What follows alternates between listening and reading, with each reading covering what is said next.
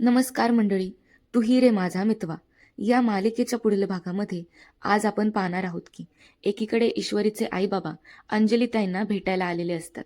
बाळाला छान छोटीशी सोन्याची वस्तू सुद्धा गिफ्ट करतात आणि आता निघताना अर्णव त्यांना म्हणतो, एक गोष्ट प्रॉमिस करतो तुम्हाला, राकेशने तुम्हाला आम्हाला आत्तापर्यंत जो काही त्रास दिलाय ना, ज्या काही वाईट गोष्टी केल्यात, त्याची शिक्षा त्याला नक्की मिळेल, याची जबाबदारी माझी. ईश्वरी पण म्हणते, त्याला काही आठवत नाहीये ना, म्हणून आता आम्ही त्याला सगळं आठवल याच दिवसाची वाट बघतोय. तिकडे राकेश रात्री झोपेतून अचानक उठतो. बाळाकडे वेगळ्याच नजरेने बघायला लागतो. बाळ आता रडत असतं आणि अंजली खूप गाढ झोपेत असते. वर रूममध्ये अर्णव ईश्वरीला बाळाचा आवाज ऐकू येतो. ते झोपेतून उठतात. ईश्वरी अर्णवला म्हणते, बाळ ह्या टायमिंगला का रडते? काय झालं असावं बरं? आता तिकडं वेळेचा फायदा करून घेत राकेश बाळाला घेऊन रूमच्या बाहेर निघून जातो.